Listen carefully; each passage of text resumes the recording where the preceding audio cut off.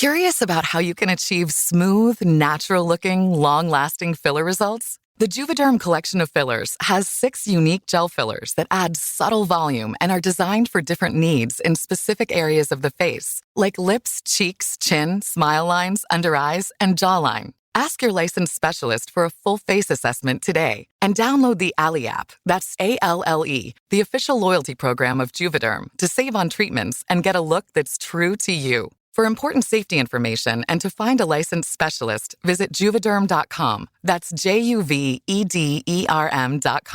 Not for people with severe allergic reactions, allergies to lidocaine, or the proteins used in Juvederm. Common side effects include injection site redness, swelling, pain, tenderness, firmness, lumps, bumps, bruising, discoloration, or itching. There's a risk of unintentional injection into a blood vessel, which can cause vision abnormalities, blindness, stroke, temporary scabs, or scarring. Talk to a licensed specialist to find out if it's right for you.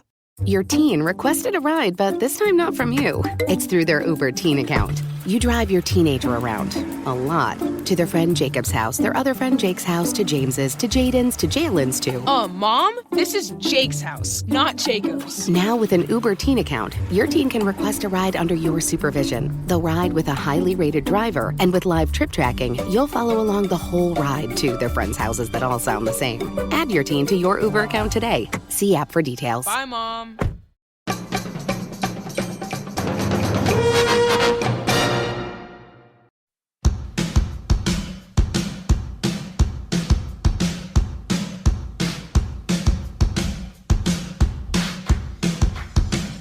What happens when the battle for the soul of a small town gets fought in the most unexpected of arenas, the dance floor? This 80s flick, inspired by true events, dared to answer that question and became one of the most influential movies of the decade. In this small Utah town, the spirit of youth is a whimpered song until the new student from the big city of Chicago decides it's time to crank up the volume. With his rebellious heart and dancing feet, he challenges the status quo, winning allies and sparking a cultural showdown that had audiences rooting for freedom and dancing in the aisles. So get ready to cut loose, kick off those Sunday shoes, and dance your butt off as Bethany Wells, J.B. Huffman, and I discuss Footloose from 1984 on this episode of the 80s Flick Flashback Podcast.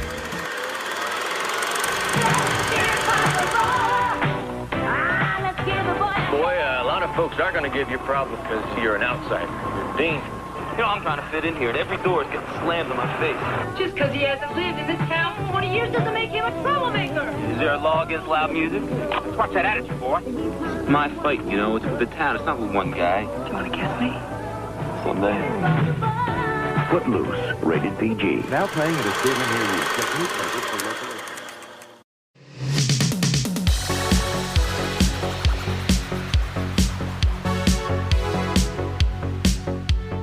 I'm Tim Williams, the mastermind behind the mic at the 80s Flick Flashback Podcast. Joining me on each epic episode is a guest co-host who's as crazy about 80s flicks as they are about wearing parachute pants and solving Rubik's Cubes. We're diving into nostalgic treasures we saw at the local theater, rented on VHS tapes, or discovered on cable TV. From blockbusters that make you say, I feel the need for speed.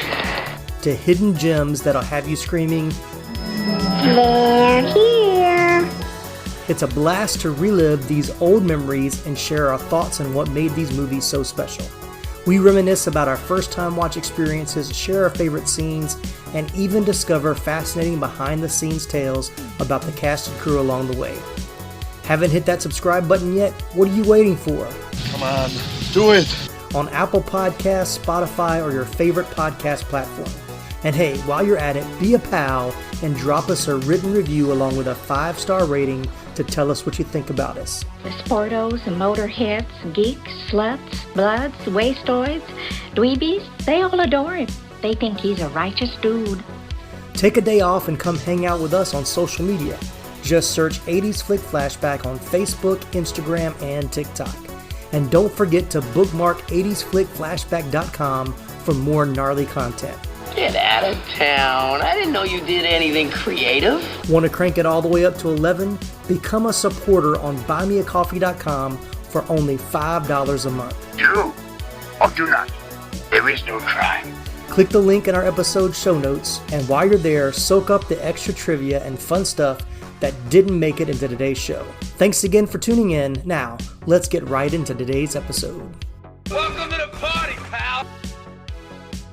Welcome in, everybody. So glad to have you for this very fun and exciting episode that is one that I've wanted to do for a long time, and finally I was going to do it this year. This was the year we're going to do it, and so happy to do it with two of my favorite co-hosts. We're talking about Footloose, the movie that made Kevin Bacon a huge movie star and made everybody want to dance again, I think. Before Dirty Dancing wanted him to dance dirty. But anyway, that's a whole nother story. But let me introduce our co-host for this episode. You know her, you love her. Bethany Wells is back. How you doing, Bethany? I'm doing great. I love this movie. I'm so excited. And we're excited to have you, and excited to have from Manly Movies, JB Huffman. How you doing, JB? I'm doing great ever since you said I'm one of your favorite guests. So that makes me happy. And to talk about, as Star-Lord from Guardians of the Galaxy would say, yes, one of the greatest American heroes absolutely of all time, Mr. Kevin Bacon. That's right. That's right. Ruby loves Guardians of the Galaxy. And so watching this, she was like, oh, Kevin Bacon. I was like, yeah. I understand the reference now. Yeah. I understood that reference. Yes, great. All right, so let's jump right in. So we'll start with Bethany. When did you see Footloose for the first time? Oh man, it was probably middle school, maybe early high school. It was something I know my mom loved it, but also my stepmom had like this really funny story. She always told about how when it was in theaters, her and her cousins would, I'm sure the statute of limitations is over, so I can tell this story and she won't get in trouble. But she and her cousins would sneak into the theater just to watch the final prom scene. Right. And they did that like over and over again. And so I always remember that story, and it just makes me laugh. And when it gets to that part, I'm always thinking of her and her cousins sneaking in to go see that movie. So it was probably then when I first, or early high school, when I saw it for the first time. I will say sneaking into other movies was much easier to do in the 80s and probably early 90s.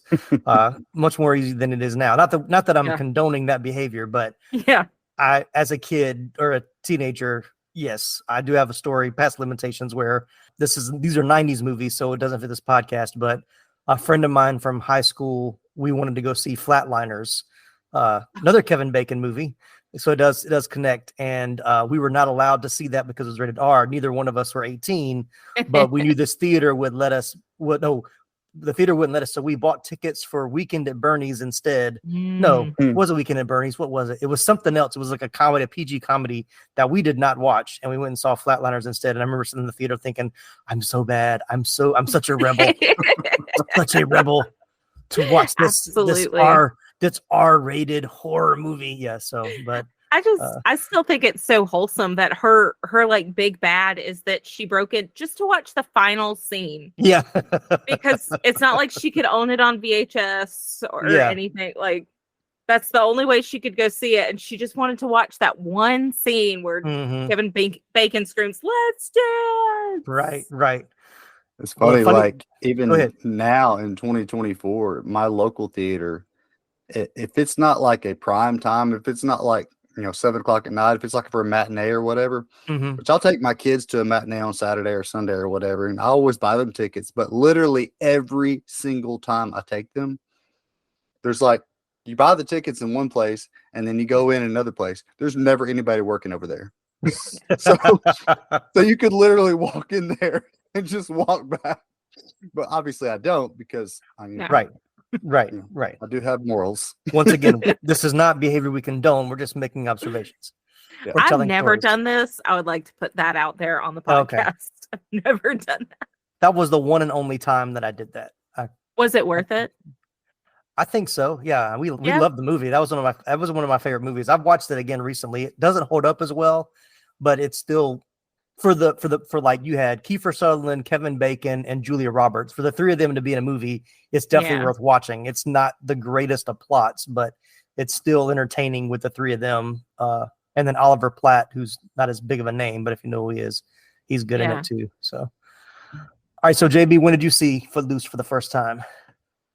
Believe it or not, first time I watched it was about 2 years ago. Like I told y'all before, have some history with this movie, which we will talk about later. Yes. And obviously I grew up in the 80s and I was around this movie. I've seen it in bits and pieces on TV.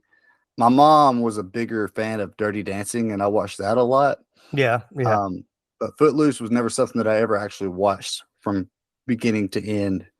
But, you know, when I watched it 2 years ago, I was like, I remembered all these scenes and I just kind of put them all together. Yeah. It all makes sense now. Yeah, exactly. No more plot holes. I understand why they did it. Yeah. Now it all makes sense. Right. The complexities of this plot. Yes, as I said, it's such a complex plot. But yeah. Funny story though, like my wife, the town that she grew up in Southwest Missouri, the town next to it is called Purdy.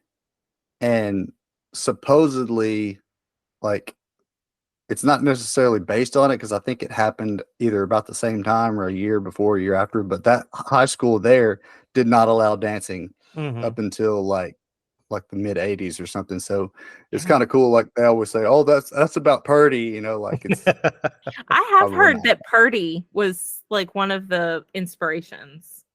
Probably, yeah. Yeah. The research I have, and we'll get into it here in a few minutes, was Elmore City, Oklahoma. But it does reference that there were a lot of other counties or cities had old laws in the books, like from the 1800s, that had not been updated, and some were enforcing it and some weren't. But it was more common than you would think in 1984. Yeah. All right. So for me, honestly, I was trying to remember. I'm pretty sure like we were good Southern Baptist, family, church going family. And, if you know anything about the Southern Baptist, dancing is not allowed in the Southern Baptist church. So this one was a little too close to home. So my parents were a little bit like, do we want our kids to see this? Because it's going to like cause some issues. But my mom, who's always been a little bit more liberal than my dad, like I think she really wanted to see it because we kept hearing good things about it. And it was winning at the box office and it was all this stuff. Of course, the songs were all over the radio, which is why me and my sister wanted to see it. And so I think we didn't actually see it until it made it to the Dollar Theater. And then I think by that point, I think we kind of wore my dad down. He's like, well, I'm not going to go see it, but y'all can go watch it. And so it was me, my mom, my sister went. And I remember seeing it and really enjoying it a lot and really liking it. And, I thought they handled it well. For Hollywood to present the religious community in somewhat of a positive light, or at least redemptive in some ways. Like, I like that. And we're jumping into it, but I like that John Lithgow's character, he is kind of seen as the big meanie at the beginning, but you see a character arc for him where he's like, I can't be the moral compass for the whole town. People have to make their own decisions. That was good. But I remember even after we saw it, I think we saw it right when it got to the Dollar Theater. And I remember driving by that theater for the next 2 months and it was still playing. Like it played for a long time. Like they just, and this was before, it was on digital, like VHS VHS was around, but you weren't going to see it on VHS for at least 2 years probably. And then cable wouldn't get it until a year later. So, but I remember just driving wow, this Footloose is still playing. Like that was the thing every Friday drive by. Is it still there? Is it still there? Oh, it's still there. Like the week when it was finally gone. Watch the prom scene, Tim. Right. Yeah. All right. So how long had it been since you rewatched it before rewatching it for the podcast? Is this one that you watch on a regular basis? So you saw it 2 years ago. Have you watched it again since then before this week or? Let's see. No.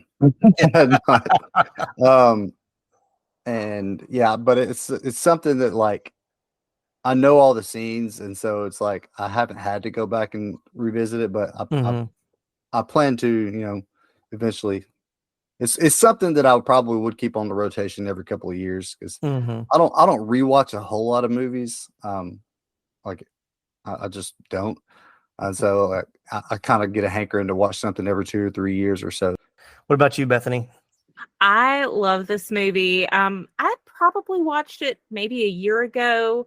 I was introducing it to Ruby because, like I said, she got really into Guardians of the Galaxy, and we had watched it. And I think she had seen the part where he was talking about Footloose, And we were like, do you just want to watch Footloose? Because it's a really great movie. And we watched it. And even Ruby enjoyed it watching it then. And it's just one, I think every few years I pop it in. It's a good comfort watch. You don't have to pay super close attention to it. Right. And the music is just incredible. Yeah. Every song is a banger. And so it's great. It's great to have on in the background. The 80s in general, man, it's like the greatest soundtracks ever from the 80s. Like, I know it's not this movie, but I remember my mom had the cassette tape for Cocktail. Is that 80s? Yes, 89. Yeah. So she had the cassette tape of that soundtrack and she would play it in the car. And me and my sister would beg her to play Kokomo, but we would say Aruba, Jamaica, Mama, Aruba, Jamaica, Mama.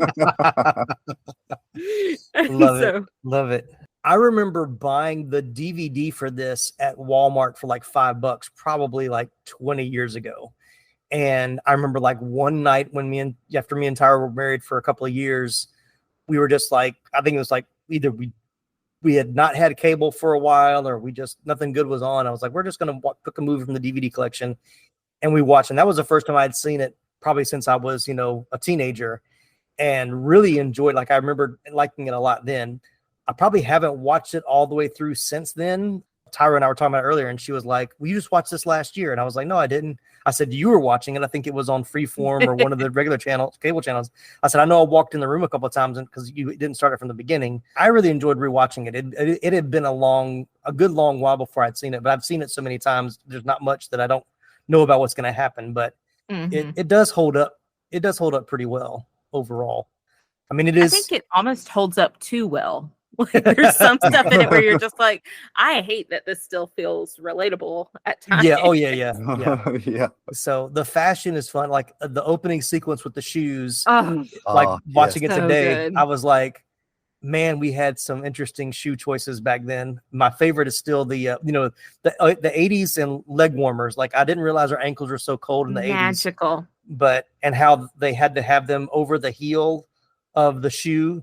And I'm like, how did you not fall and slip back then? But that wasn't. Right now I've got a space heater at my feet, so leg warmer sounds great. And now these messages. Are you a fan of movies and TV shows inspired by comics? Ready for a podcast that dives deep into the thrilling world of adaptations? Well, look no further. Welcome to Moving Panels, the podcast where we discuss movies and TV shows based on, inspired by, and adapted from the world of comic books. This is your go-to podcast for all things comics on screen. I'm your host, Laramie Wells, and every Monday we explore the dynamic universe where ink meets action. We break down the classics, reveal hidden gems, and uncover the creative process behind your favorite adaptations. Subscribe to Moving Panels now on your favorite podcast platform and join us on this epic journey through the pages of comics and onto the big screen. Remember, new episodes drop every Monday. Don't miss out. Moving Panels, where every panel has a story and every adaptation is a blockbuster. Subscribe today, and I'll see you on the other side of the page. Curious about how you can achieve smooth, natural-looking, long-lasting filler results? The Juvederm collection of fillers has 6 unique gel fillers that add subtle volume and are designed for different needs in specific areas of the face, like lips, cheeks, chin, smile lines, under eyes, and jawline. Ask your licensed specialist for a full face assessment today and download the ALLE app, that's ALLE, the official loyalty program of Juvederm, to save on treatments and get a look that's true to you. For important safety information and to find a licensed specialist, visit Juvederm.com. That's JUVEDERM.com.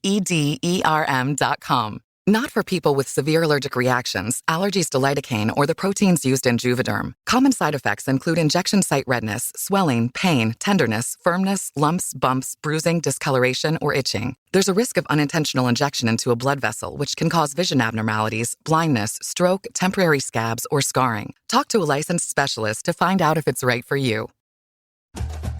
Are your eyes overstimulated?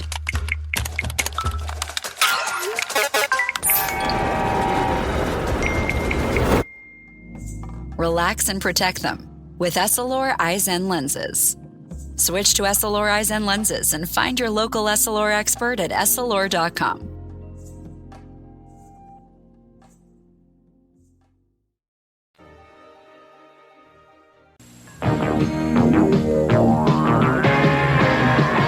So let's jump into story origin and pre-production.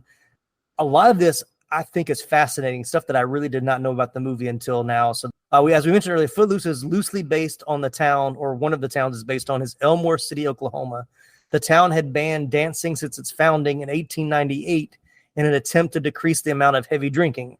One advocate of the dancing ban was the Reverend from the nearby town of Hennepin. His name was F.R. Johnson. He said, quote, "No good has ever come from a dance. If you have a dance, somebody will crash it, and they'll be looking for only two things, women and booze. When boys and girls hold each other, they get sexually aroused. You can believe what you want, but one thing leads to another," end quote. Yeah. Because of the ban on dancing, the town never held a prom. In February of 1980, the junior class of Elmore City's high school made national news, and they requested permission to hold a junior prom, and it was granted. The request to overturn the ban in order to hold the prom was met with a 2-2 decision from the school board, when the school board president, Raymond Lee, broke the tie with the words, "Let them dance." Yeah. Yeah. So go ahead. I like to think of the quote that the Reverend's wife, Diane Wiest, says is, we used to just look at each other and get excited. Right. And I think it shows, like, especially towards the beginning of the movie, it doesn't matter if music or dancing is banned. Kids going to be kids. Right. Yeah, because it was evident that Ariel is a rebel to the core. Like, she was, what you would consider the traditional PK or preacher's kid. She's going to be the rebel. So with music or not wasn't going to change how she was going to, live her life at that time.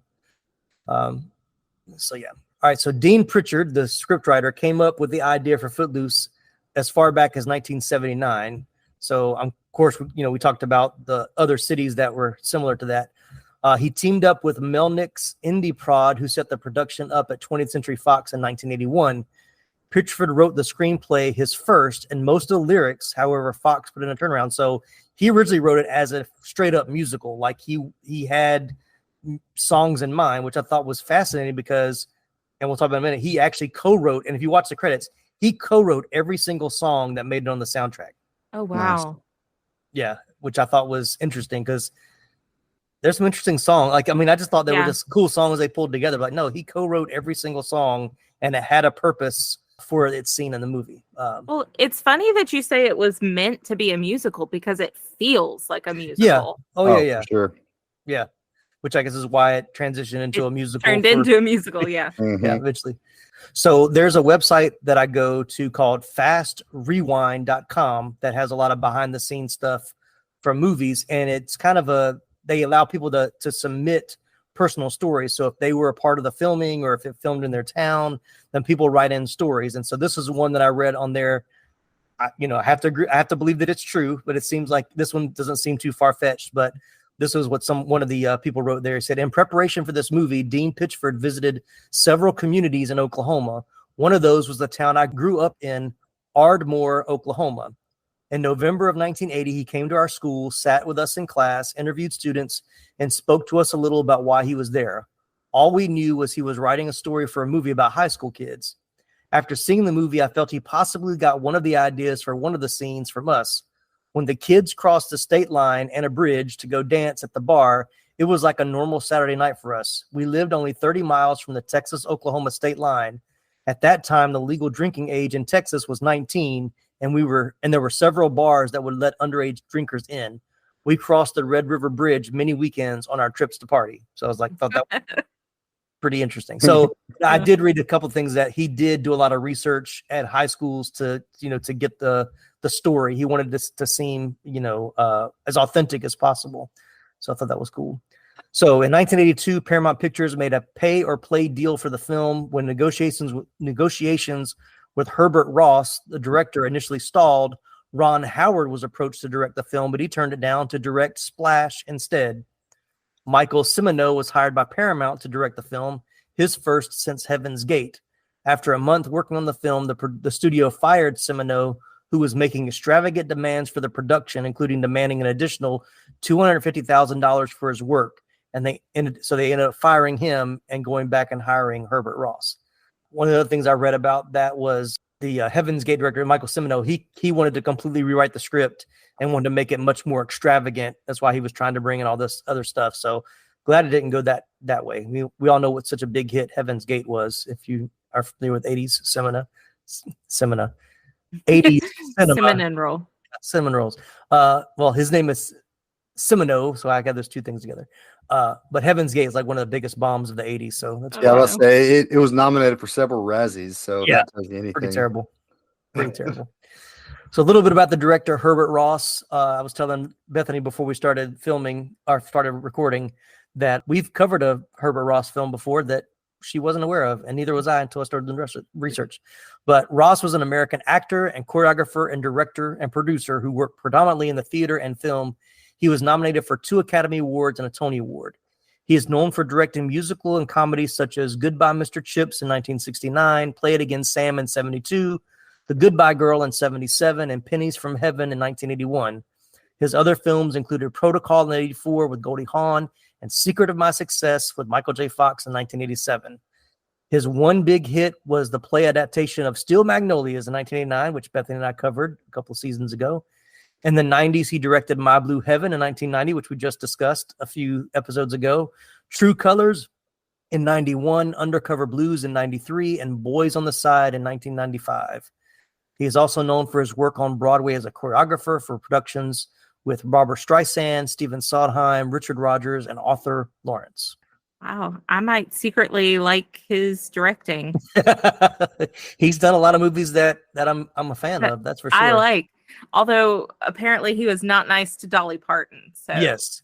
Now, and I was watching a behind the scenes thing on Footloose, and Sarah Jessica Parker, it was an interview with her, and she was saying that, you know, it was a lot of, because he was a choreographer, there were some choreographed pieces in the movie. She said she had done ballet like her whole life up until making the movie, but she was always the last one to learn. So she's like, I was a very slow learner. I was good, but I was always the last one to kind of learn stuff. And she said, and Herb, well, her quote was, we all knew how demonstrative he could be, so I didn't want to be on his bad side. So she didn't really say it as bad as we heard about he was on Steel Magnolias, but obviously he was still a pretty tyrant, demanding director for sure. So any films on his list that you're a fan of, JB, or familiar with? I mean, I'm a fan of anything with Michael J. Fox, so yeah, Secret of My Success is one of my favorites, one of his more underrated comedies, of course. Yeah. All right, well, let's jump into casting. I don't have a whole lot to cover because there's really only a few main characters in the movie that we kind of focus on, so we'll be able to get through these pretty quick. So, of course, we got Kevin Bacon as Ren McCormick. I really want to know what Ren's full name was. Like, Ren was always an interesting name for me. Is it Reynold or Ronaldo or Ronaldo? Absolutely. Yeah, I mean that's Renfield. Renfield. There you go. We'll take that one. So Kevin Bacon made his feature film debut in National Lampoon's Animal House in 1978.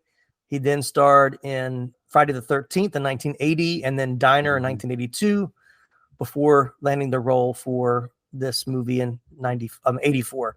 He also starred in movies like JFK in 1991, A Few Good Men in 92, Apollo 13 in 95, Mystic River in 2003, Frost Nixon in 2008, one of my favorites, Tremors in 1990, The River Wild in 1994, Crazy Stupid Love in 2011, X-Men First Class in 2011, and Patriots Day in 2016. And that's just a small sampling of all the movies that he's been involved in. He's a very prolific actor for sure. And we've covered him in Friday the 13th when we covered that movie as well. Favorite Kevin Bacon performance? This one. This one? This one. What about you, JB? I could probably go back and forth between this and A Few Good Men. Yeah. He just nails that one out of the park. And I really like his. I mean, it's not even. I can't say it's a Kevin Bacon performance, but I really like his role in Planes, Trains, and Automobiles. Oh yeah, yeah. right. It's just it's so great. Yeah, good cameo there for sure. Yeah, super bit part there, but yeah. Just connecting him in the John Hughes universe for his role in She's Having a Baby. Mm-hmm. So, but yeah, A Few Good Men is probably one of my favorite movies of all time anyway, so he's great. Fun fact about that him and Kiefer Sutherland actually, they switched roles during filming. So they were actually cast for the other person's role, which I can't even imagine that now. Like they're perfectly cast how they are now. But yeah, Kevin Bacon's great. I can't really think of any bad Kevin Bacon movies. Like there's never been one that I saw and was like, this is just terrible. That I the can one think where of. he was the Invisible Man. Hollow that Man one was pretty bad. Yeah, that one was pretty bad. Yeah. And you know what? He's not bad. It's right, just not a good movie. Yeah. I don't think I've ever seen that movie all the way through. Like I'll start it and I get like 30 minutes in. I'm like, I just can't take anymore. It's just bad. Yeah. You're right. I stand corrected. That one's pretty terrible. I'll say fresh that on my brain. Yeah. Although the first one, the one that he was in, is probably the best.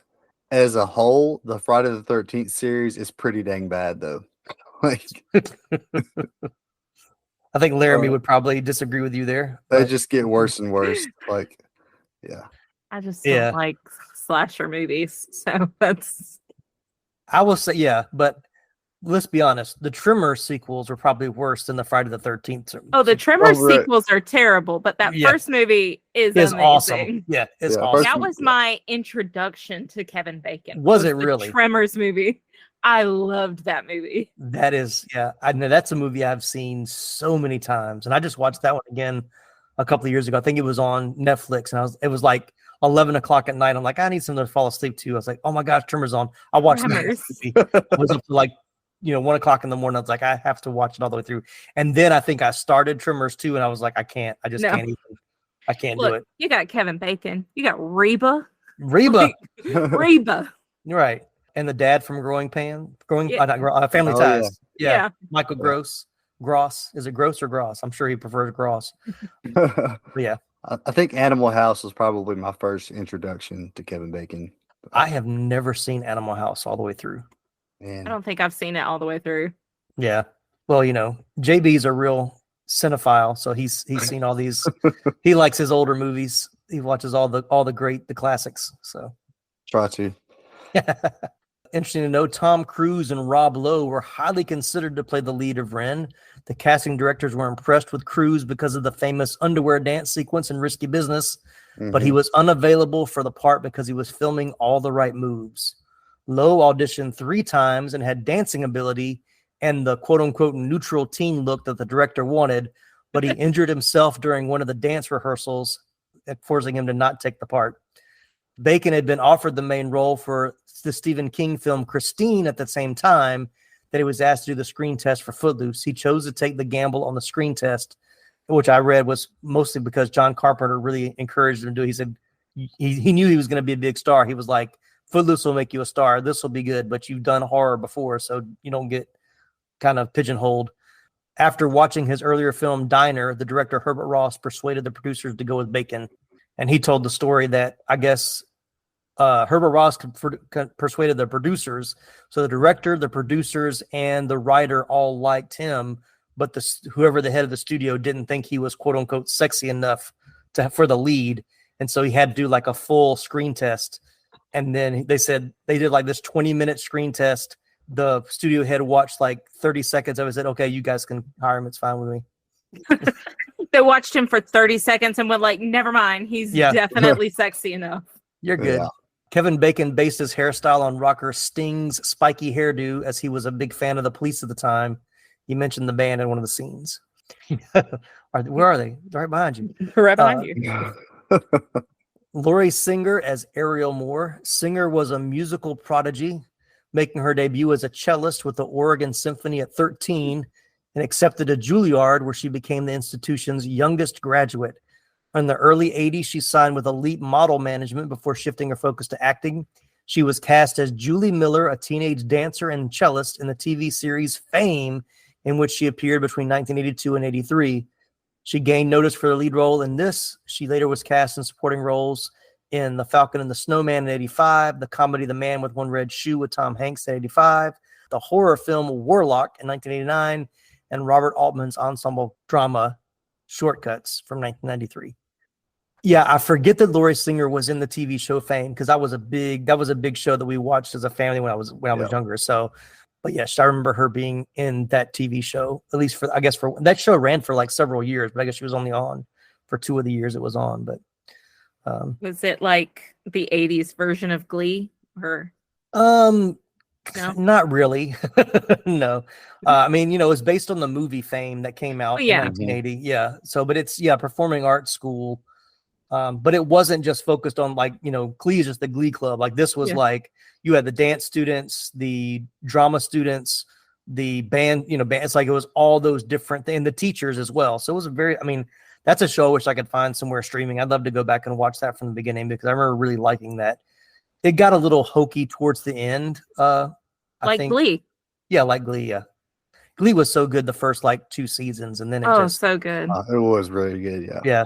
So rumor, I put this in italics, rumor, because I don't know how much of this is actually accurate, but some sources claim that Daryl Hannah turned down the offer to play Ariel in order to play Madison in Splash in '83.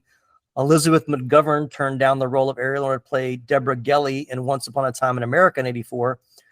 Other people who were offered or auditioned for the role, here's the list: Madonna, Valerie Bertinelli, Melanie Griffith, Michelle Pfeiffer, Jamie Lee Curtis, Rosanna Arquette, Meg Tilly, Julia Louis-Dreyfus, Heather Locklear, Meg Ryan, Jennifer Jason Leigh, Jodie Foster, Phoebe Cates, Tatum O'Neal, Bridget Fonda, Lori Loughlin, Diane Lane, and Brooke Shields.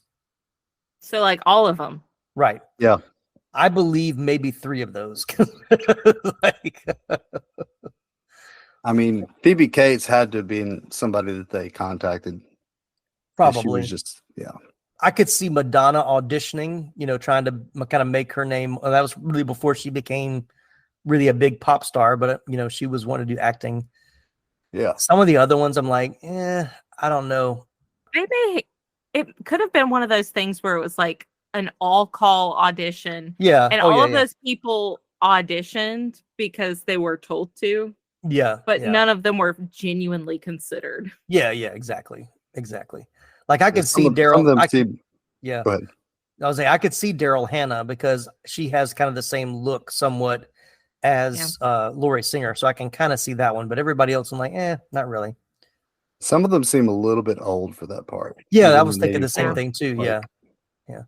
I would love to have seen Meg Ryan though. Yeah. Sometimes I see these lists and I think people just, who are famous people around this time? And they just throw them in there to see who's going to believe it. Yeah. Did you guys like Laurie Singer in the role? I mean, I did. Yeah. I mean, she was fine. Yeah. She was all right. Yeah. She had really great moments. And especially I felt like the moments between her and John Lithgow were the most interesting that she had. I don't know if she necessarily had a ton of chemistry with Kevin Bacon. Like I didn't quite understand why the two of them were together. But between her and John Lithgow, like those scenes were really like you can't stop watching them. Yeah. I agree with that 100%. I was just going to say, I think if they would have gone with somebody that was more famous at the time, it just would not have felt right. Like I felt like you kind of believed her as this, you know, preacher's daughter, like as you said earlier, like just this normal down home girl trying to break out of it. But yeah, the fact that she hadn't been in a ton of stuff, I think she fit the role perfectly. She's not my favorite part of the movie, but I mean, she's not terrible, but I just think I agree with you. I think I don't really see the chemistry between her and Kevin Bacon at all. Like it's just not really as much as you would think it needs to be. But I agree. Her scenes with John Lithgow are really, really good. Like there are moments when she's sneaking into the house and she's like running up the stairs and he comes down and it's very subtle, but she does like a couple steps back and lowers her head. And even though that scene ends with her like finally snapping back, it's so interesting. You really see that dynamic between the two of them. Like you can tell that first scene where she's trying to talk to him and keeps chickening out. You can tell there's a lot of love between the two of them. You get so much from that conversation when nothing is really said. And so I really appreciated what she did in those scenes.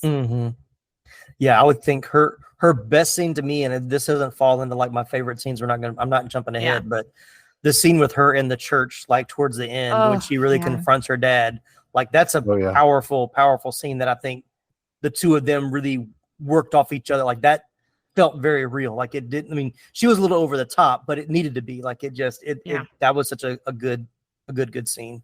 All right. Since we mentioned him already, John Lithgow as Reverend Shaw Moore. Shaw as a first name. Once again, these names are just funny to me. Ariel is the only one that seems normal so far. But anyway, especially when like his wife, Shaw. Just put an N on the end. It's Sean. Give a Sean. There you go. Lithgow's early roles include All That Jazz in 79 and Blowout in 81 before he received Academy Award for Best Supporting Actor nominations for his roles in The World According to Garp in 82 and Terms of Endearment 83. His other notable films, a few of them, because he's been in a ton of things like Kevin Bacon, include Twilight Zone, the movie in 83, Harry and the Hendersons in 87, Raising Cain in 92, Cliffhanger in 93, A Civil Action in 98, Shrek in 2001, Interstellar in 2014, Bombshell in 2019, and most recently, Killers of the Flower Moon in 2023. So just a few things. Really a low key. But I would put him and Kevin Bacon, I think, are both really good actors that don't get pigeonholed in a certain type of role. Like they've they both play great villains. Like I love when Kevin Bacon plays a bad guy. But also really great in like the everyman kind of roles as well. But I mean, of course, Lithgow's done more bad guy stuff, but he's great in comedy. Like when he was on Third Rock from the Sun, the TV show. I love that. Masterclass. That was my introduction. That was my introduction to John Lithgow. Was Third Rock from the Sun. I loved that show. Still funny. I'll catch reruns every once in a while, and still makes me laugh. One funny story, and one kind of inspiring story here about John Lithgow. So for this film, not being a man of faith himself, Lithgow sought a minister's advice to better understand his character. He found one in the Yellow Pages, ironically breaking the 9th commandment as he reached out, pretending to be lonely and asking for comfort in conversations about faith. Although Lithgow says he felt bad for misleading the minister, he found the experience invaluable in helping him shape his character. And pretty smart, but yeah, it's like that could have gone really sideways. Like, what if he had picked somebody really right? First thing I think of, and this is just like, as you said, a masterclass in comedy. Like I think that's where he really shines, is in comedy, in my opinion. But the one thing that I always remember when I think of John Lithgow, any movie that I'm watching him in, is his role in. Did you see the movie Orange County? From like 2003 or something? Yeah, it's been a while. But when he found out that when his son told him that he wanted to become a writer, he said, "A writer? What do you want to be a writer for? You're not depressed. You're not gay." I love it so much. And the funny part of that is a writer wrote that. That's what's so funny. Probably because his dad said something similar to very him. Similar. Yeah, exactly. Yeah, that sounds like a kind of line that he would say, like, and you could hear it coming from him. I mean, just it works for that. Yeah, so good. I thought this was cool. So during the filming of Dr. Solomon's Traveling Alien Show in 1998, one of the characters playing a circus strongman took John Lithgow aside to share a personal story with him. He confided that he was from a small town in Louisiana where his own father, a Baptist minister, would not allow the kids to dance or listen to rock and roll music. When he saw Footloose, he explained that Lithgow's reverend was the epitome of his own father.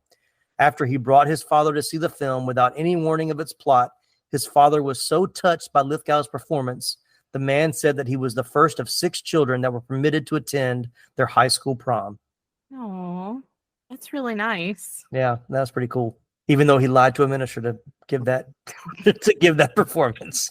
I'm sure the minister understood and appreciated it later. Yeah. Moving right along, Diane Wiest as Vi Moore, I'm sure is short for Vivian. That's just going to take a stab at that one. Everybody's got shortened names.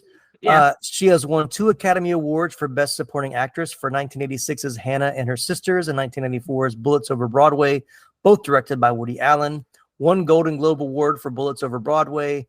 In addition, she was nominated for an Academy Award for 1989's Parenthood, another great movie that she was in. Other film appearances by Wiest include The Purple Rose of Cairo in 85, Radio Days in 87, The Lost Boys in 87, Bright Lights, Big City in 88, another Michael J. Fox movie.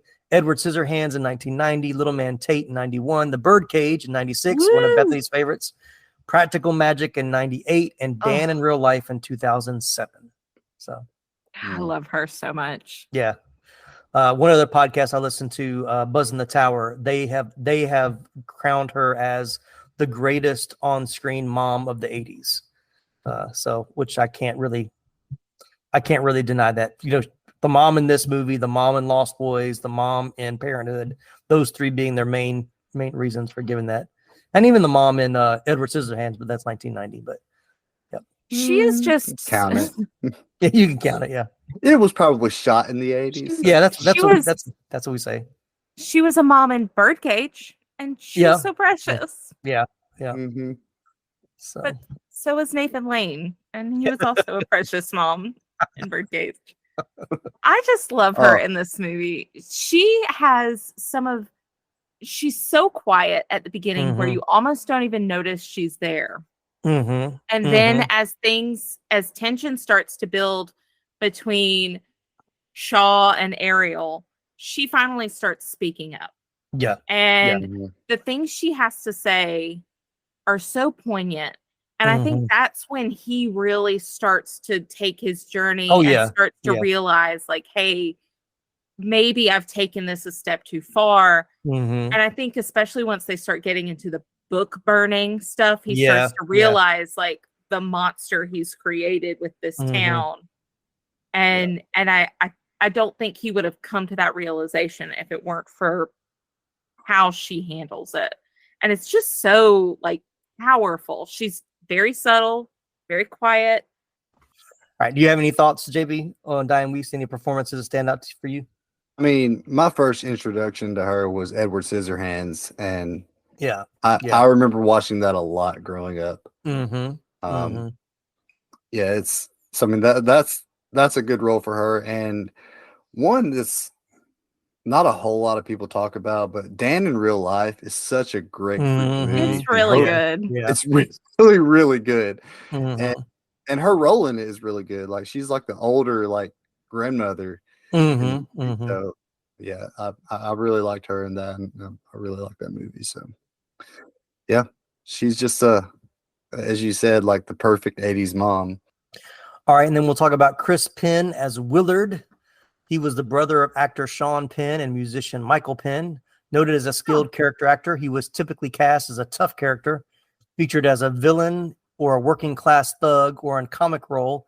He had roles in films such as The Wildlife, Reservoir Dogs, Rush Hour, Corky Romano, True Romance, Beethoven's Second, All the Right Moves, At Close Range, Pale Rider, and the TV version of Starsky and Hutch. But he did pass away, sadly. 2006, I think, is when he passed away. Wow. Yeah, it was, I think, with cardiac arrest.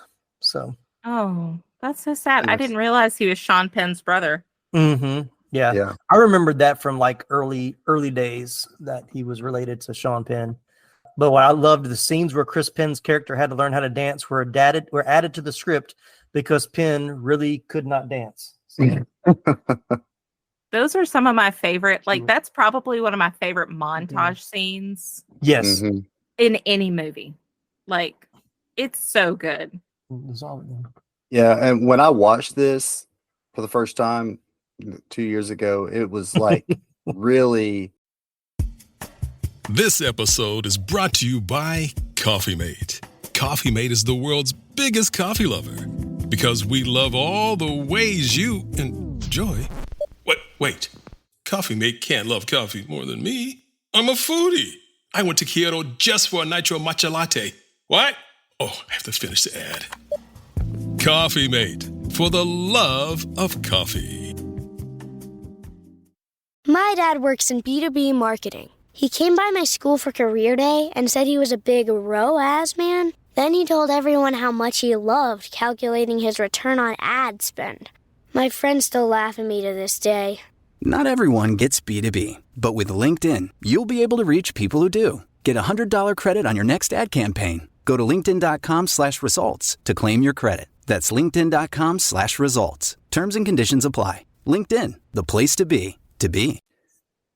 he fit that part so well because I can't remember which one I saw first between Reservoir Dogs and Pale Rider, but those two movies, his characters in those movies, like you can see how a guy like that could not know how to dance, and like so he fit it so well. So there was an interview in the behind the scenes on the Blu-ray of him talking about the audition, and he said that his dad told him to take the role before he read the script, so he knew nothing about the movie, and so he showed up for a quote unquote rehearsal in like combat boots, like just and smoking a cigarette, drinking coffee, and they're like, "Hey, you need to put on some tennis shoes." He's like, "I've never been to an audition or a rehearsal where you had shoes were a requirement." They're like, "Well, this is a dance audition." He's like, "Once again, haven't read the script, don't know what this movie is." And he said he basically told them, "Yeah, I don't know how to dance." And so that's when they decided they were going to have to kind of add that little section, which once I like you, that's one of my that is one of my favorite scenes. That montage scene of Kevin Bacon teaching him how to dance is one of my favorites for sure. And the chemistry he has with Kevin Bacon. Yes. It's just off the charts. Like the scenes of the two of them together, you believe they are friends. And like when they first meet, like their interactions and just it's the best meet cute. It is my favorite relationship in this movie. Yeah. They have more chemistry than him and Lori Singer do. Absolutely they do. That's so funny. Good. He shows up in combat boots and smoking a cigarette. That's the Chris Penn that I know. So yeah. He was like, I blame my dad. He wouldn't let me read the script. But I also read like when they were thinking of the character of Willard, I think the writer said he had Chris Penn in mind, so they kind of beefed up that role for him to take it. So all right, then let's talk about Sarah Jessica Parker as Rusty. What a great name for a girl. Rusty, which makes me think of such a good name.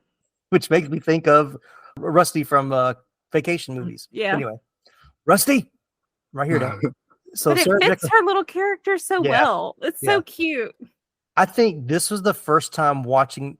Well, I don't remember the last time watching it, but like I knew who Sarah Jessica Parker was, but now because she's such a big star from Sex and the City and all that kind of stuff, like I didn't realize how much she was in this movie. Like she really was a serious character. Like I was doing the research. I was like, oh yeah, she's in this movie. She must have like a little small part, but she's very, she has a pretty decent role in the movie. But she made her first major film appearances in 1984 with Footloose and Firstborn. Her other film roles include L.A. Story in 1991, Honeymoon in Vegas in 92, Hocus Pocus in 93, Ed Wood in 94, The First Wives Club in 96, The Family Stone in 2005, Failure to Launch in 2006, Did You Hear About the Morgans in 2009, New Year's Eve in 2011, and of course, Hocus Pocus 2 in 2022.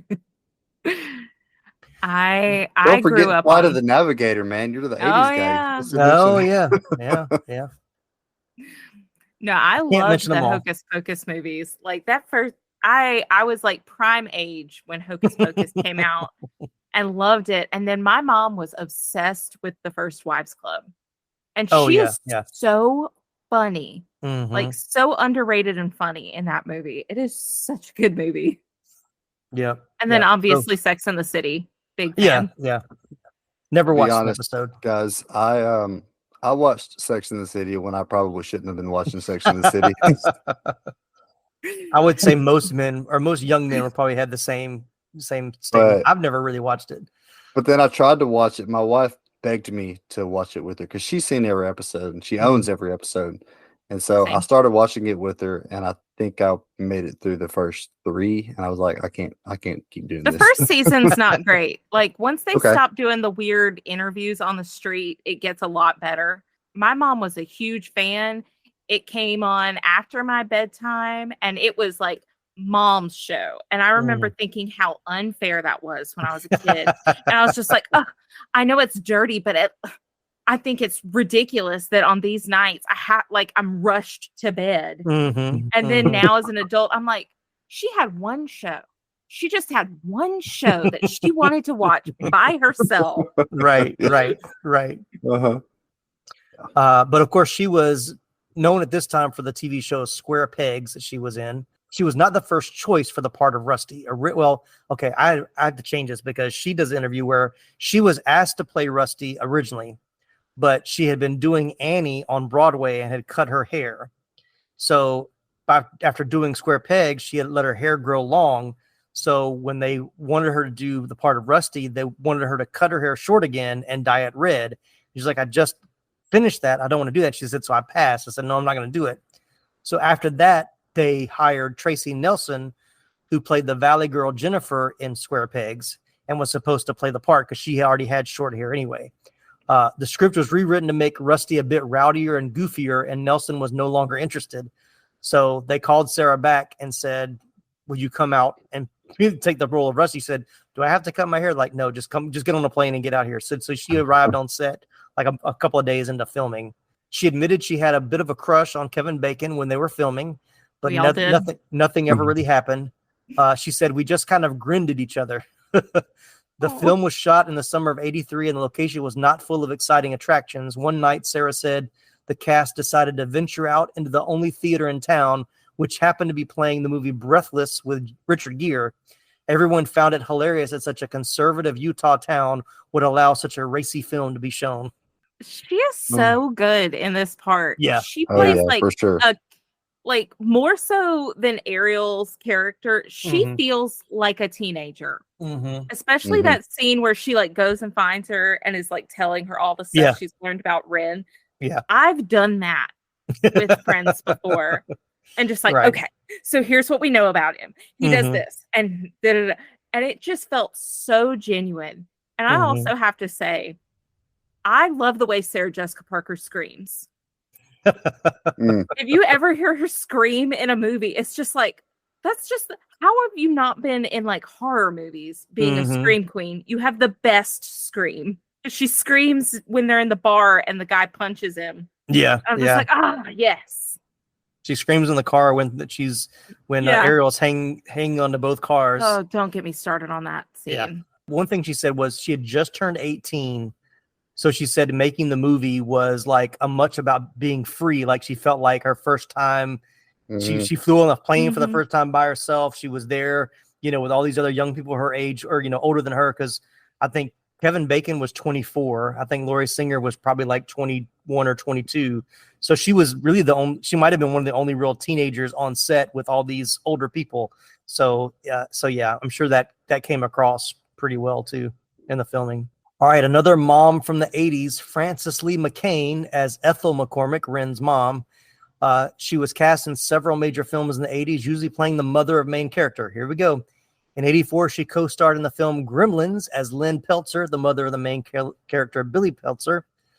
She also was the mother of Kevin Bacon the same year in Footloose. In '85, she appeared in Back to the Future as Stella Baines, the mother of Lorraine Baines, played by Leah Thompson. And of course, in 1986, she played Mrs. LaChance, the mother of Gordy LaChance, Will Wheaton, in the drama film Stand By Me. Two great 80s moms in one movie. Who would have thought? Yeah, I always kind of felt bad for her character. I kind of wonder, like, they don't go into much detail. Like, they kind of make it out to either I can't remember if they say specifically that that she's gotten divorced, or if the dad just ran off, or if he died. Like, it's not specific. Yeah. I got the feeling the dad passed away is what I think, and that's why they were moving. But yeah, it's never really clearly defined why they moved there from Chicago. I mean, I know there was family there, I guess, but. And then you almost get the impression like the uncle and the aunt that they're living with are kind of judging her as a mom. Oh yeah. Yeah. Oh yeah, for sure. And she gets sidelined on a lot of the parenting, and she doesn't really get much to do in this movie. Yeah. And now these messages. Now playing on a cell phone near you. A show for all the manly men out there, where guys talk about their favorite movies and what they can teach us about being a man, featuring the coolest guests. Murder somebody is not like killing an ant. The most gratifying laughs. It's Tombstone, what can I say? And a fresh take on movies like you've never heard before. This will be the thing that gets written on his proverbial tombstone. We aren't here to criticize the movies you love, but to praise them for how they apply to our lives as husbands, fathers, and really all men in general. So buckle up your seatbelts, because Manly Movies is here. Subscribe on iTunes, Spotify, or your other favorite podcast catcher. And remember, man up.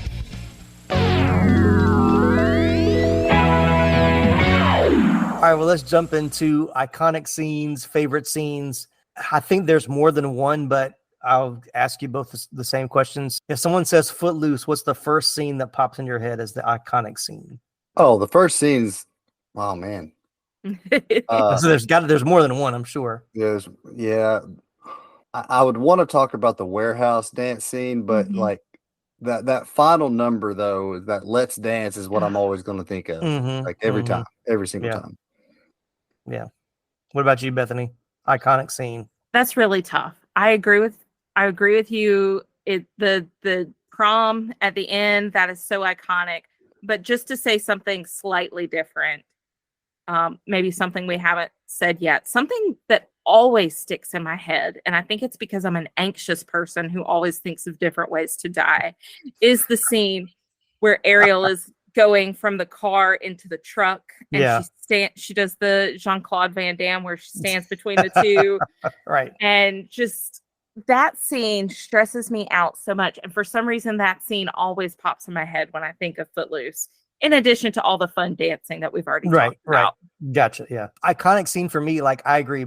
Well, I agree more with JB than Bethany, but well, no, I agreed with JB too. I was trying to say something different. Yeah, I'm like that's not the first thing that pops in my head, but the other scene that is the montage of them, of like the especially the scene of them walking by the lockers, and Kevin Bacon's kind of snapping his fingers, and then you see Willard coming behind him like overly aggressively trying to stay in beat. Like that scene is what pops into my head, and also the dance in the warehouse. The highly choreographed. Never, exactly. You've never seen Hot Rod with Andy Samberg, where he does his own like frustrating dance off to the same song, which is hilarious. One of my favorite scenes. But anyway, so yeah, those are mine. But what about favorite scenes?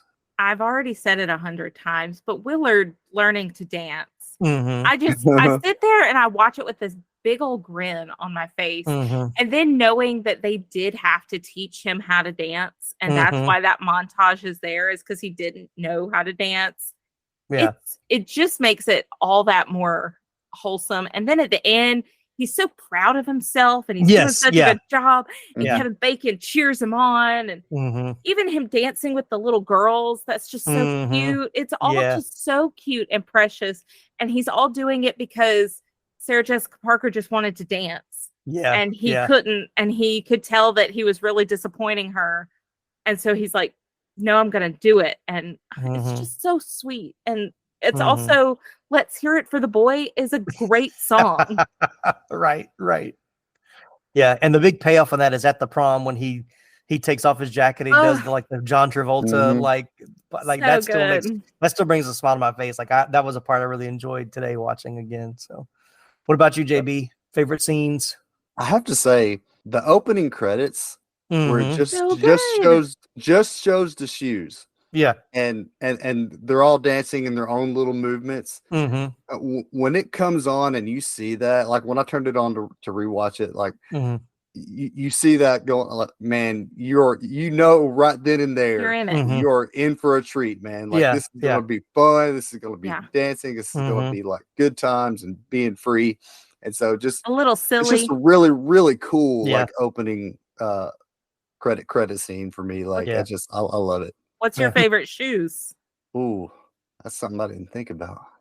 My favorite is the high heel that almost goes all the way around. Oh, yeah. It was so That was a good one. Fun fact, but the person wearing the gold shoes was Kenny Loggins. Oh, really? Nice. Over 150 different pairs of feet were shot.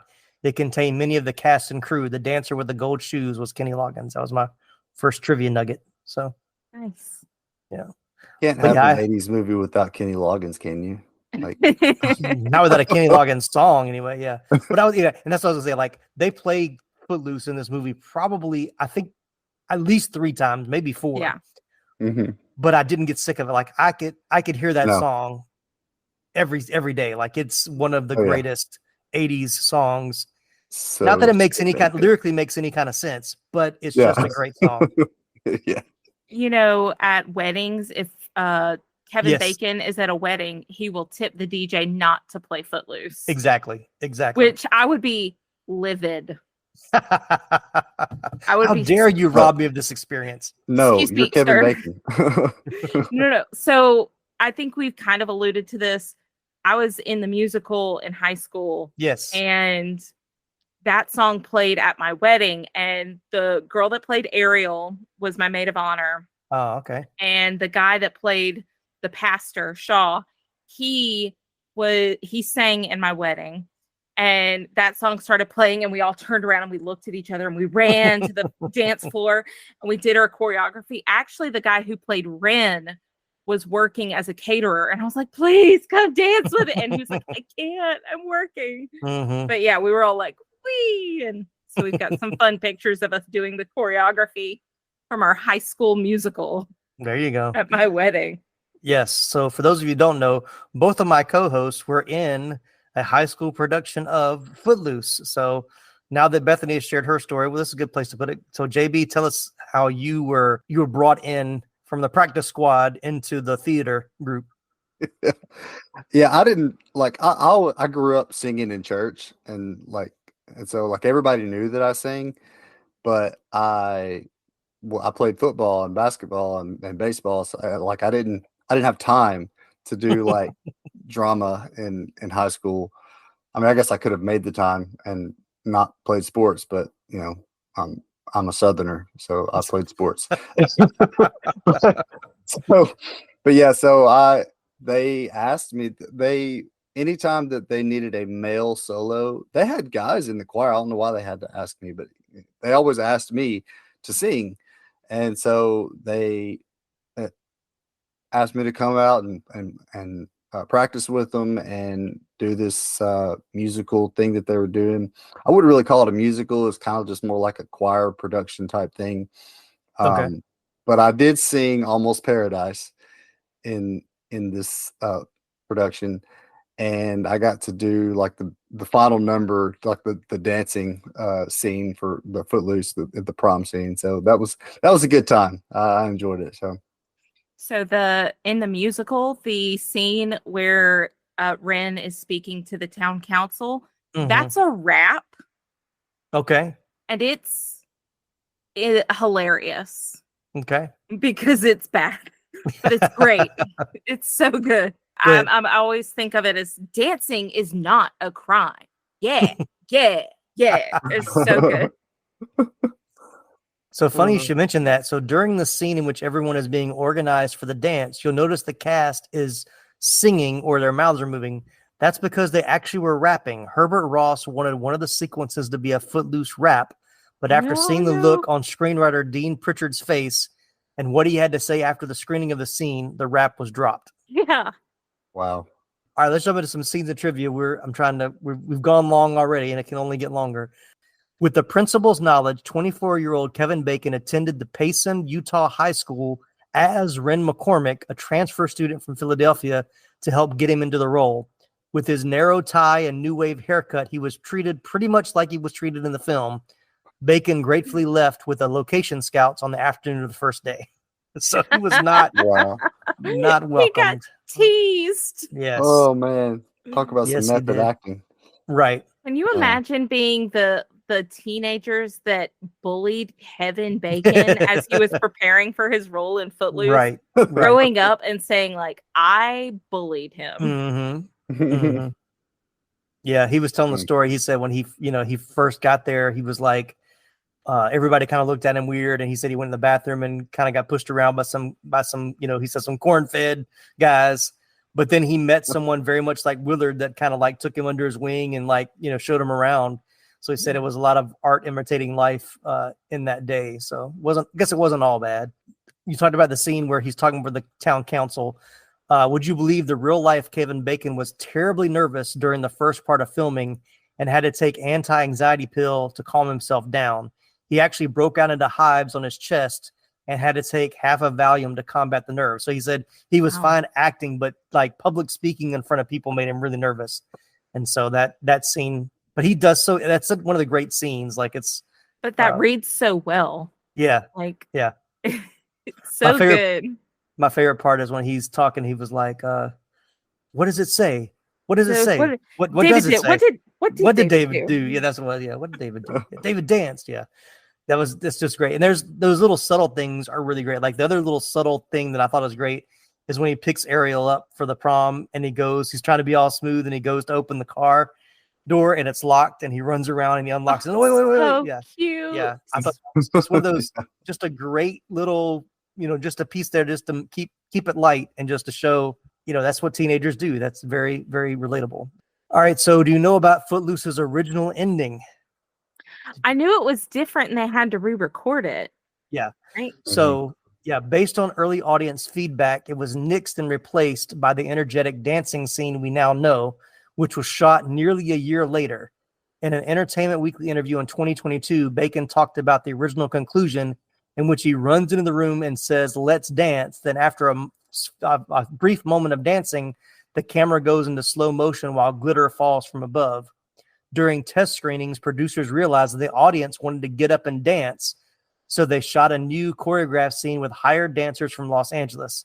The long gap between the conclusions of filming and the start of reshoots would explain the conspicuous absence of the young Sarah Jessica Parker, who plays Rusty in one of her earliest movie roles. So she is there in that one scene where Willard starts to dance.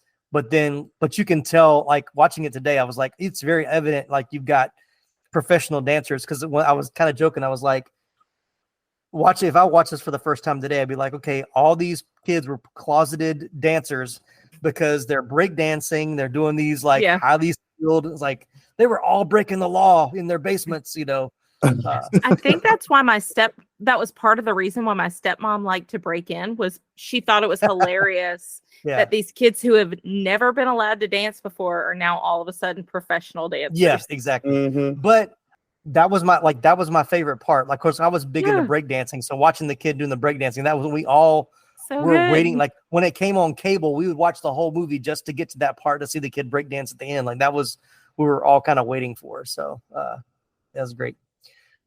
In his bio, I'm picturing you breakdancing right now. By the way, me? No, I didn't say I broke dance. I like to watch it. I was terrible at it. I break something when I dance. And my mom, of course, the big fear: don't do that. You can break your spine, or you try to do the head spin, you're going to break your neck. Some kid in Oklahoma, there's always some kid that was 1,000 miles away that broke their neck. Anyway, I was reading a bio about Shaquille O'Neal, and it said that when he was younger, he used to do breakdancing, and I'm like, I cannot see this big giant of a man spinning on his head, right, kicking people over, like spins his legs around, knocks everybody out. Right, exactly. Right. Gosh, it's all right. Go on YouTube and find the old Vin Diesel breakdancing instruction videos. Pretty funny. All right, last trivia. In his biopic, Still All Right, Kenny Loggins explained that the final scene where the kids dance at their prom night, the actors weren't actually dancing to the song Footloose, but they were actually dancing to Chuck Berry's Johnny Be Good. Oh, and then Marvin called and he's like, it's your cousin, Marvin. You know that new sound you've been looking for? Listen to this. Listen to this. Yeah. All right, I've got to talk about it. We'll do it kind of quick. The soundtrack. You can't talk about this movie without talking about the soundtrack. So it was released on cassette, 8-track tape, vinyl, reel-to-reel, and CD format. That's amazing. The 1984 open reel release was among the last commercial released in the format. The soundtrack was also re-released on CD for the 15th anniversary of the film in 1999. The re-release included 4 new songs or other songs that were already out at the time. Bang Your Head by Quiet Riot, Hurt So Good by John Mellencamp, Waiting for a Girl Like You by Foreigner. So the original album includes Footloose and I'm Free, Heaven Help the Man, both by Kenny Loggins. I'm not going to read all the names, but it's went on to sell over 9 million copies in the USA. All songs in the initial release were co-written by the screenwriter Pitchford based on various songwriting styles. For Holding Out for a Hero, he listened to various songs written by Steinman, such as his work with Meatloaf, which makes sense. Yeah. The music from the soundtrack was released prior to the film's premiere. The filmmakers felt that the songs produced a stronger emotional response from people already familiar with them, which heightened the experience of watching the movie.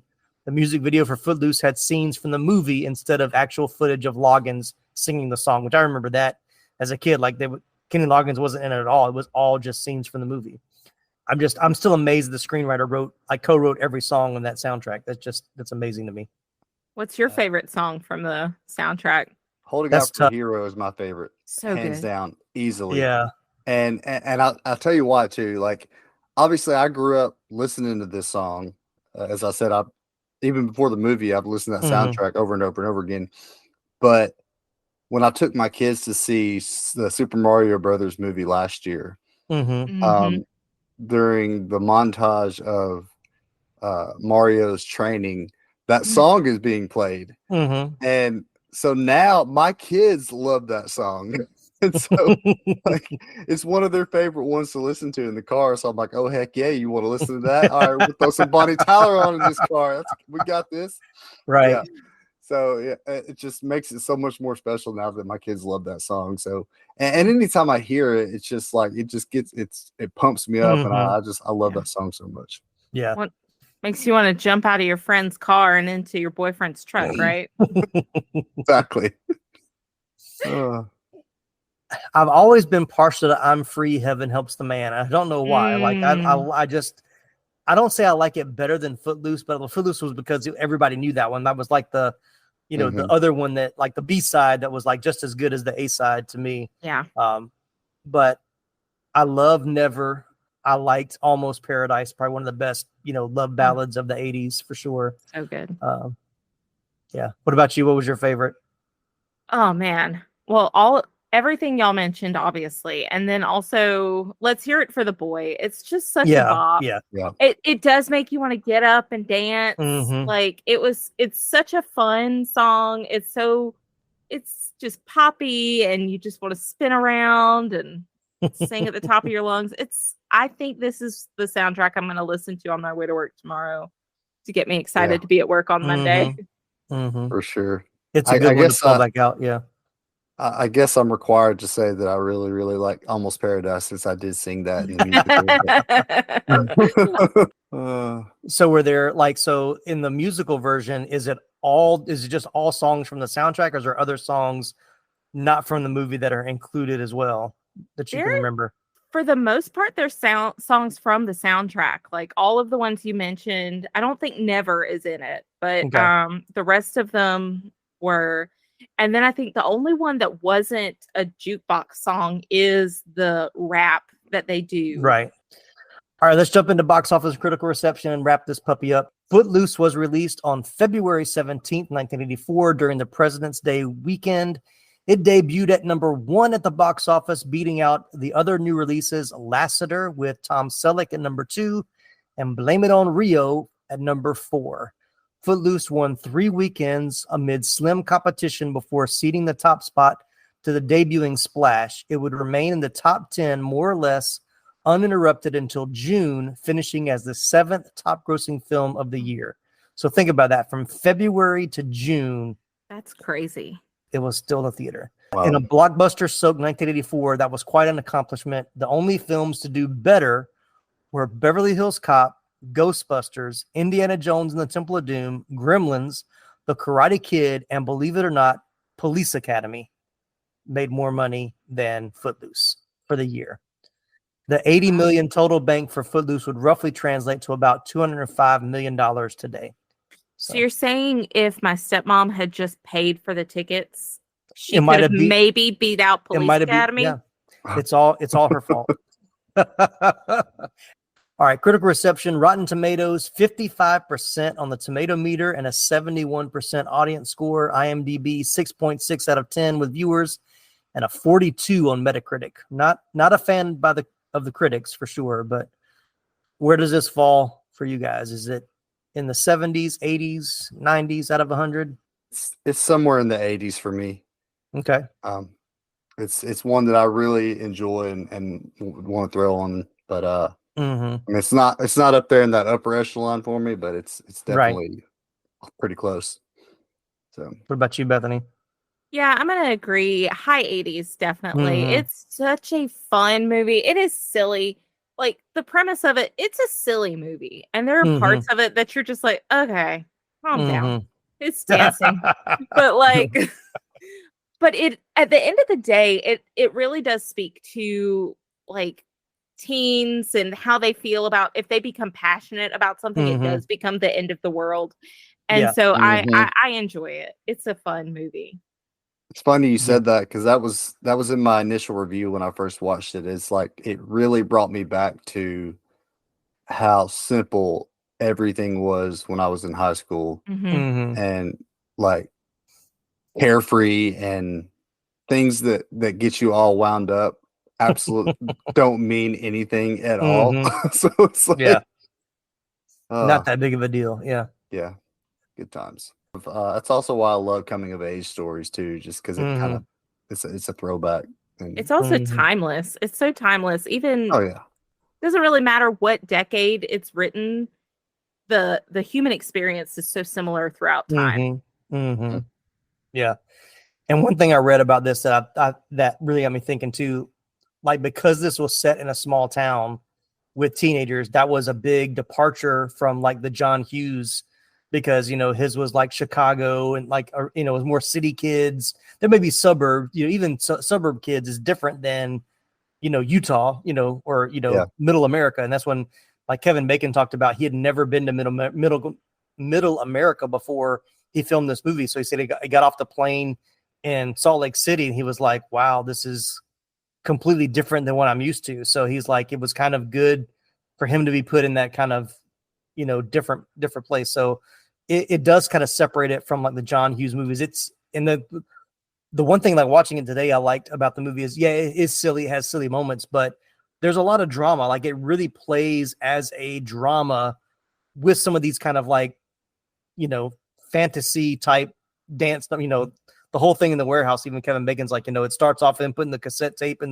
the car, which is very real. He said, but then once he gets outside the car, it's all fantasy after that until, you know, so it's almost like what you're seeing is what he's doing in his mind. He's not really actually doing any of that dance stuff. It's just how he sees himself. All that to say, high 80s for me. It's highly rewatchable.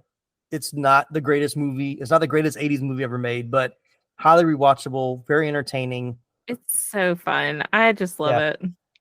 Yeah, it's easy to watch an iconic 80s movies like this. That, like, even watching it for the first time 2 years ago, it's easy to watch something like that and be like, okay, yeah, this is way overrated. People talk about this way too much. But, you know, but when I watched it, like, it absolutely holds up, you know, 40 years later. So I think it holds up better than a lot of 80s movies, even with the fashion and, you know, even the music some people would say is dated, but the music was still takes you back. The music itself is nostalgic because the soundtrack was so well played by everybody that I remember every song. Of course, I had the soundtrack listed over and over again, but every song that came up, even if it was just for like 30 or 40 seconds of the song, I was like, oh man, I remember listening to that or jamming to that with my friends.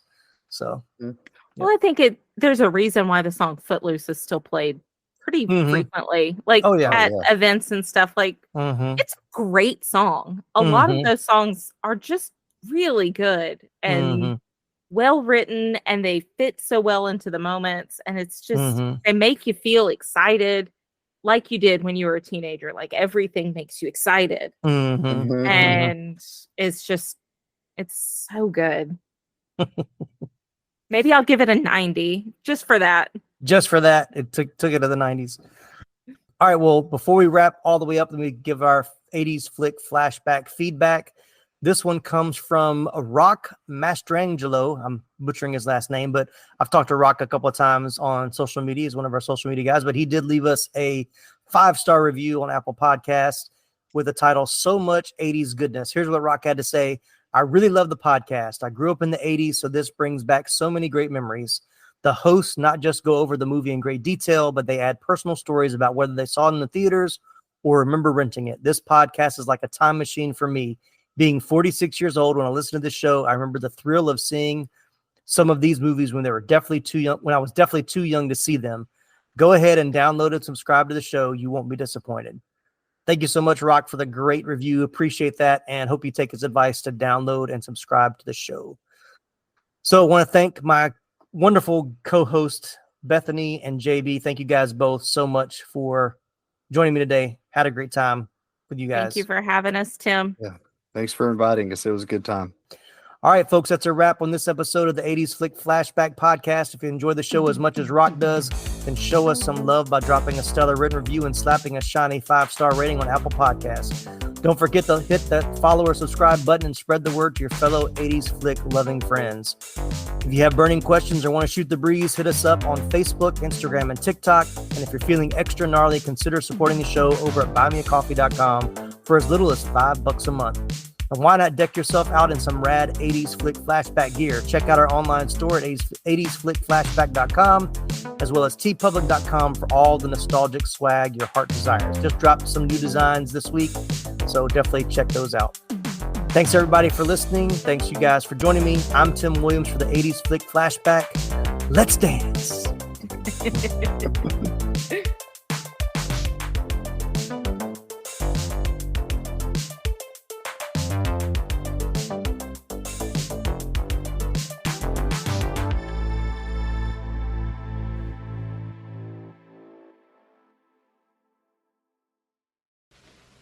You're still here? It's over. Go home. Go.